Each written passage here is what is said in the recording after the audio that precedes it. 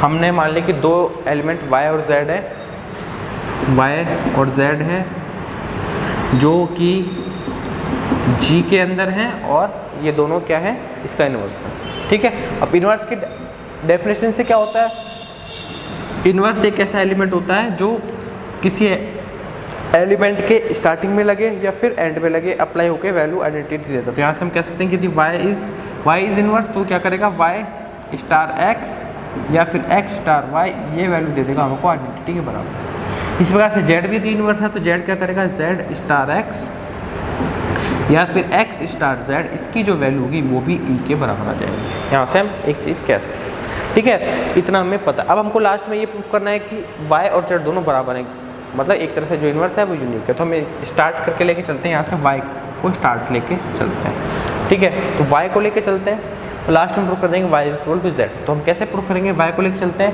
y को हम क्या लिख सकते हैं, y स्टार e, क्योंकि आइडेंटिटी है तो आइडेंटिटी y स्टार के साथ मिलकर वापस y दे देगी, तो इसको हम लिख सकते हैं y बराबर y स्टार e। अब यहाँ से हम देखिए इसको हम क्या लिख सकते हैं, अब जो e है इस e को देखिए यहाँ से क्या लिख सकते हैं, e को यहाँ से देखिए क्या लिख सकते हैं, e को हम लिख सकते हैं z स्टार x भी लिख सकते हैं और x स्टार z भी लिख सकते हैं। तो यहाँ से हम क्या करेंगे, y तो है स्टार में जो e की वैल्यू है, इस e की वैल्यू को हम यहाँ से लिख सकते हैं z स्टार x या x स्टार z। तो यहाँ से हम लिख देंगे यहाँ से z, इसको हम लिखते हैं x स्टार z। हमने जो आइडेंटिटी थी उसकी वैल्यू को लिख दिया x स्टार z। अब देखिए क्योंकि G एक ग्रुप है तो उसमें एसोसिएटिविटी होती है, और तो एसोसिएटिविटी क्या करेगी, यहाँ का जो ब्रैकेट है यहाँ जाएगा, तो यहाँ से ब्रैकेट से आके ऐसे लिख देंगे इसको, जैसे हमने ऐसे लिखा। अब ये कि यहाँ पे क्या आ गया y स्टार x, और y स्टार x की वैल्यू यहाँ से क्या है, e के बराबर, तो यहाँ से हम इसको e लिख देंगे और e की वैल्यू z हो जाएगी यहाँ से। अब हम देखते हैं कि e आइडेंटिटी है तो फिर z के साथ कन्वर्ट होकर z दे देगी। तो हमने स्टार्ट किया था y से और हमने लास्ट में लेके आ गए हैं इसको z के बराबर। तो यहाँ से हम कह सकते हैं कि जो हमारे दो अलग अलग इन्वर्स लेके चले थे, लास्ट में वो दोनों इन्वर्स की वैल्यू हमारे पास बराबर आ गई है, y और z दोनों बराबर आ गए हैं। तो यहाँ से हम कह सकते हैं कि किसी भी ग्रुप के अंदर जो एलिमेंट होता है उस एलिमेंट का जो इन्वर्स होता है वो यूनिक होता है। ठीक है, तो ये जो अप्रोच है हमारी प्रूफ करने की, ये भी आगे तक सेम ऐसे चलती रहेगी। जो हमें डेफिनेशन पता रहेंगी उस डेफिनेशन में से हम आगे प्रूफ करते रहेंगे। ठीक है, तो ये जो मैंने दो चीज़ें बताई हैं, ये दो चीज़ें आपको याद रखनी है। और इसी के साथ साथ मैं दो चीज़ें और बताता हूँ, उनका प्रूफ आप बुक से देख लेना, लेकिन इनकी जो इम्पोर्टेंस है, यूज है, वो आगे बहुत हमारे पास काम आएगा। ठीक है, तो यहाँ से एक चीज़ तो हमारी ये है,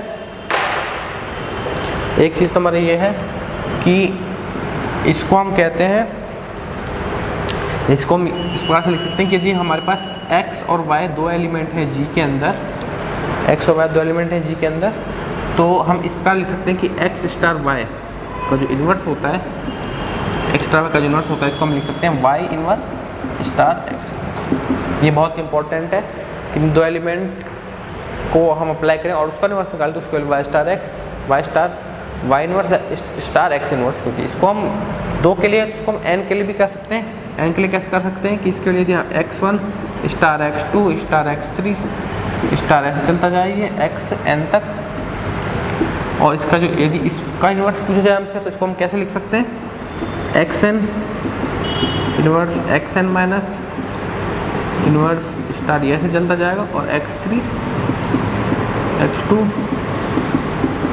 x, इसको इस प्रकार से हम लिख सकते हैं। ठीक है, तो ये हमारा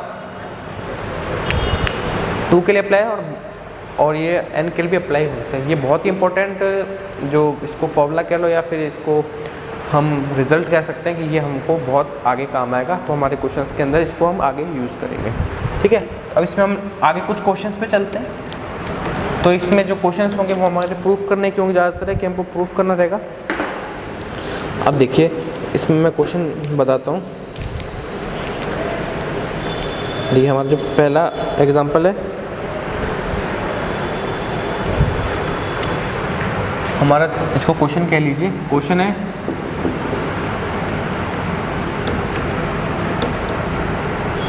यदि ग्रुप G में प्रत्येक अवयव स्वयं का प्रतिलोम है तो ग्रुप आबेली। हमको ये प्रूफ करना है। सीधी सी बात ही कहना चाह रहा है कि यदि किसी ग्रुप के अंदर उसका जो इन्वर्स होता है वो खुद ही एलिमेंट हो जाता है तो वो ग्रुप अबिलियन ग्रुप होगा। ठीक है, तो यहाँ से हमको जो प्रूफ करना है, टू प्रूफ करना है कि G is abelian group. Abelian group ये क्या प्रूफ करना है कि हमको A स्टार B की वैल्यू B स्टार A के बराबर होगी for all A B belongs to G। हमको ये प्रूफ करना है। ठीक है, पहले क्वेश्चन समझ लीजिए कि हमको जो प्रूफ करना है वो क्या है कि इसके अंदर क्रम विनिमय ग्रुप है, मतलब A स्टार B की वैल्यू B स्टार A के बराबर होगी हर एक एलिमेंट के लिए। हमको प्रूफ करके चलना है। ठीक है, तो ये हमको देख लिया प्रूफ करना है। अब हम इसमें देखेंगे कि हमको क्वेश्चन में क्या क्या दिया हुआ है। ठीक है, क्वेश्चन में क्या क्या दिया हुआ है ये बहुत इंपॉर्टेंट है। क्वेश्चन में ये दिया हुआ है कि ग्रुप जी में प्रत्येक अवयव स्वयं का इन्वर्स है। ठीक है, तो हमको गिवन क्या क्या है दिया हुआ, ये है कि x का इन्वर्स, किसी एलिमेंट का जो इन्वर्स है वो किसके बराबर है, वो खुद एलिमेंट के बराबर है। ये हमको दिया हुआ है। For all x belongs to G, ये हमको दिया हुआ है। ठीक है, इतना हमको दिया हुआ है।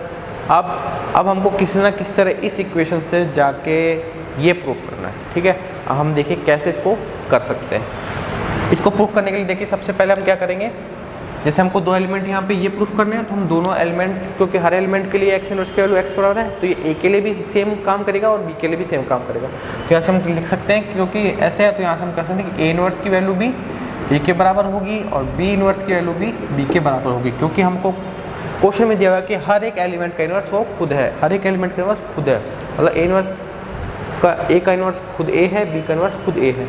इसी प्रकार से हमको यदि A B दो अलग अलग एलिमेंट, यहाँ तो खुद के लिए हो गया, यदि दो अलग अलग एलिमेंट लेते हैं तो यहाँ से हम क्या कह सकते हैं, क्योंकि A B अलग अलग एलिमेंट है, यदि इनको दोनों को स्टार लगा दिया जाए A स्टार B तो ये भी एक एलिमेंट हो गया ग्रुप का। ठीक है, ये भी एक एलिमेंट हो गया, तो उसके लिए भी ये चीज़ अप्लाई होगी। यहाँ से हम कह सकते हैं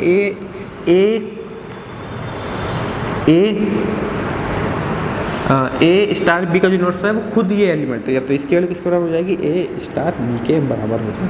और जस्ट मैंने पहले को आपको बताया था कि दो एलिमेंट का यदि इनवर्स होता है वो क्या होता है, वो होता है B का इनवर्स स्टार A का इनवर्स। ये तो पिछले वाले रिजल्ट से ये वैल्यू आ गई, और ये किसके बराबर है, A स्टार B के बराबर है।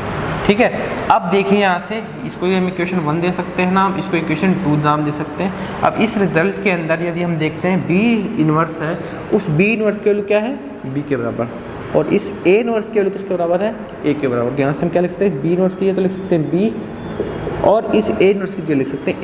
ठीक है, यहाँ से क्या आ गया, A स्टार। तो यहाँ से क्या निकल के आ गया, A B की वैल्यू A स्टार B की वैल्यू B स्टार है। जो हमको प्रूफ करनी थी वही हमारी वैल्यू निकल के आ चुकी है। यहाँ से हमारे प्रूफ हो गया कि जो ग्रुप है उसके अंदर हर एक एलिमेंट खुद का ही इन्वर्स है, तो वो ग्रुप क्या होगा, अबेलियन ग्रुप होगा या फिर क्रम विनिमय ग्रुप होगा। ठीक है, तो ये बहुत इंपॉर्टेंट रिजल्ट है, इसको हम आगे भी यूज़ करेंगे। ठीक है, तो ये रिजल्ट आप ध्यान रखिए। अब इसमें यदि हम और आगे चलते हैं, दूसरा एग्जाम्पल ले लेते हैं। दूसरा क्वेश्चन भी इसी टाइप का क्वेश्चन है। दूसरा क्वेश्चन में हमको ये कहा गया है कि यदि किसी ग्रुप के प्रत्येक अवयव A के लिए A स्टार A स्क्वायर की वैल्यू E है तो G एक अबिलियन है। हमको एक है ग्रुप